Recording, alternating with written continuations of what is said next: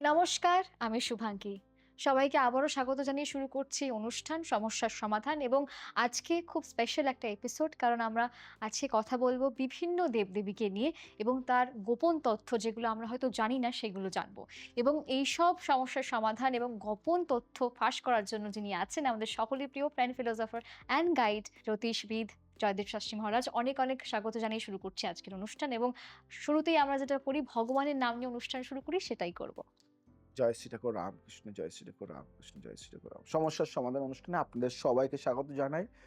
বহু ব্যক্তিত্ব, বহু মানুষ অনেক কোশ্চেন করে, অনেকে মেল করে, অনেকে SMS করে, অনেকে হোয়াটসঅ্যাপে পাঠায়, অনেকে কমেন্টস করে, অনেকে সোশ্যাল মিডিয়াতে পাঠায়। তো সেই জায়গা থেকে সেই কোশ্চেনগুলি কালেক্ট করে তাদের উত্তর দেওয়া হয় এবং যদি কোনো কোশ্চেনের অ্যান্সার দেওয়া না হয় তাহলে মন খারাপের কিছু নেই, হয়তো আজ নয় কাল নিশ্চয়ই দেওয়া হবে। তো আমরা কথা না বাড়িয়ে চলে যাই আমাদের কোশ্চেন অ্যান্সার পর্বে। লক্ষ্মী প্যাঁচার পিঠে চড়েন কেন? এবং প্রশ্নটি করেছেন সেই বিষয়ে সুজয় মিত্র, বয়স তার 40 বছর এবং একজন ব্যবসায়ী, কলকাতাতে থাকে এবং খুব ভালো লিখেছে, শাস্ত্রীজি, এটা আমার সবচেয়ে অদ্ভুত প্রশ্ন। মা লক্ষ্মী সম্পদের দেবী, কিন্তু তার বাহন প্যাঁচা। যে পাখি অন্ধকারে থাকে, উল্টো দিকে মাথা ঘোরায়, অলক্ষ্মীর প্রতীক বলে মানুষ মনে করে, তাহলে লক্ষ্মীর বাহন প্যাঁচা কেন? এটা কি আহ বিরোধাভাস নয়? প্রথমে একটা কথা বলি সুজয় বাবু, আপনি অসাধারণ একটা প্রশ্ন করেছেন। এই প্রশ্নটা বেশিরভাগ মানুষ জিজ্ঞেস করেন না কারণ তারা সাহস পান না। কিন্তু এই প্রশ্নের উত্তর এমন একটা সত্য আছে যা আপনার সম্পদ দেখার দৃষ্টিভঙ্গি সম্পূর্ণ বদলে দেবে। পেঁচার বিশেষ গুণ যা আমরা জানি না, পেঁচাকে আমরা অলক্ষীর পাখি মনে করি, কিন্তু একটু থামুন একটু। পেঁচার কি কি বিশেষ গুণ আছে জানেন? প্রথম গুণ, পেঁচা অন্ধকারে দেখতে পায় যেখানে অন্য পাখি দেখতে পায় না। পেঁচা সেখানে স্পষ্ট দেখে, পেঁচার দৃষ্টি অতিরিক্ত তীক্ষ্ণ। দ্বিতীয় গুণ, পেঁচা নিঃশব্দে উঠতে পারে। পেঁচা এমন ভাবে উঠতে পারে যে কোনো শব্দ হয় না, সে আসে কেউ জানে না। তৃতীয় গুণ, পেঁচা 360 ডিগ্রি দেখতে পারে।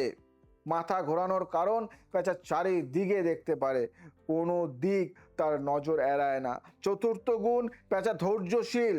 পেঁচা ঘন্টার পর ঘন্টা চুপ করে বসে থাকে, তারপর সঠিক সময়ে শিকার ধরে। মা লক্ষ্মী কেন পেঁচাকে বেঁচেছিলেন? আসল রহস্য জানুন, এখন বুঝুন মা লক্ষ্মী কেন পেঁচাকে বেঁচেছিলেন। কারণ সম্পদ ঠিক পেঁচার মতো। প্রথমত, সম্পদ অন্ধকারেও পথ দেখায়। যে মানুষের কাছে অর্থ আছে সে বিপদের অন্ধকারেও পথ খুঁজে পায়, তাই তো নাকি? দ্বিতীয়ত, সম্পদ নিঃশব্দে আসে। ধনী মানুষ কখনো চিৎকার করে বলেন না আমি ধনী হচ্ছি, সম্পদ আসে চুপি চুপি কাজের মাধ্যমে, এটা ঠিক তো? তৃতীয়ত, সম্পদ পেতে হলে চার দিক দেখতে হয়, শুধু সামনে তাকালে হয় না, পেঁচার মতো সব দিকে নজর রাখতে হয়, তাই তো? এবং চতুর্থত, সম্পদ পেতে হলে ধৈর্য লাগে, পেঁচার মতো অপেক্ষা করতে জানতে হয়, সঠিক সময়ে সঠিক সিদ্ধান্ত নিতে হয়। বুঝলে? এবার সবচেয়ে গভীর কথা যেটা, সেটা তোমাকে বুঝতে হবে, জানতে হবে, শিখতে হবে। পেঁচাকে মানুষ অলক্ষীর পাখি মনে করে, কিন্তু লক্ষ্মী তাকে বাহন বানিয়েছেন। এর মানে হলো মা লক্ষ্মী বলছেন, যাকে সমাজ ছোট মনে করে আমি তাকেই সম্মান দিই। মা লক্ষ্মী অহংকারীদের ঘরে যান না, তিনি যান সেই ঘরে যেখানে বিনয় আছে, পরিশ্রম আছে এবং বিচক্ষণতা আছে। পেঁচার মতো গুণ যার আছে, বিনয়ী, তীক্ষ্ণ দৃষ্টি, নিঃশব্দ পরিশ্রম, মা লক্ষ্মী তার কাছে আসেন। একটা কাহিনী বলি একটা কাহিনী। অবশ্যই। লক্ষ্মী কেন চঞ্চলা? মা লক্ষ্মীর আরেক নাম চঞ্চলা, জানো? কারণ তিনি এক জায়গায় থাকেন না। কিন্তু কেন?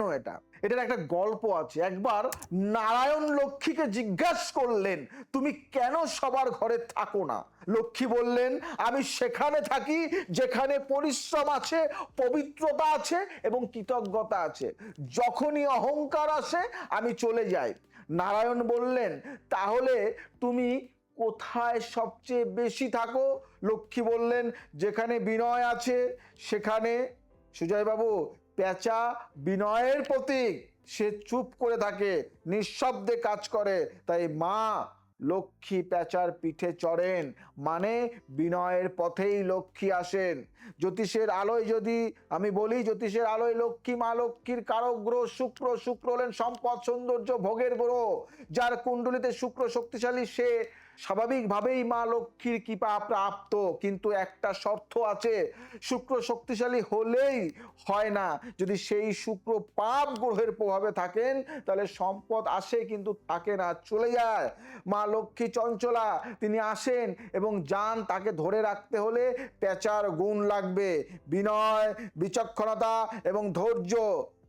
তন্ত্রের একটা প্রতিকার বলবো, শুক্রবারে লক্ষ্মীর সাধনা করুন। লক্ষ্মী সাধনা কি করবেন? প্রতি শুক্রবার সন্ধ্যায় ঘরে ঘিয়ের প্রদীপ জ্বালান, সাদা বা হলুদ ফুল অর্পণ করুন, ওং শ্রীং মহালক্ষ্মী নমঃ 108 বার জপ করুন। লক্ষ্মী ধরে রাখার বিশেষ তন্ত্র যদি বলি, বাড়ির উত্তর পূর্ব কোণে মা লক্ষ্মীর ছবি রাখুন, প্রতিদিন সেই ছবির সামনে একটি প্রদীপ জ্বালান এবং বলুন, মা, মা তুমি এসেছো, থাকো।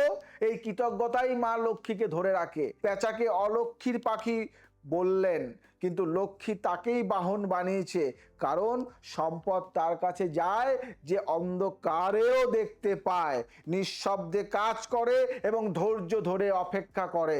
আপনার মধ্যে তিনটি গুণ থাকলে মা লক্ষ্মী আসবেনই।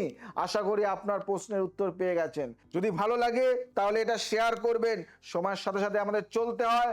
আজ আসি, আবার আসবো নতুন কিছু নিয়ে। তার আগে একটা কথা বলে যাই, যদি অনলাইন কনসালটেন্সি করেন এবং যদি শিখতে চান তাহলে কিন্তু নিচে দেওয়া নম্বরে কন্ট্যাক্ট করুন। ভালো থাকবেন, সুস্থ থাকবেন, সবাইকে ভালো রাখবেন। জয় শ্রী ঠাকুর রামকৃষ্ণ।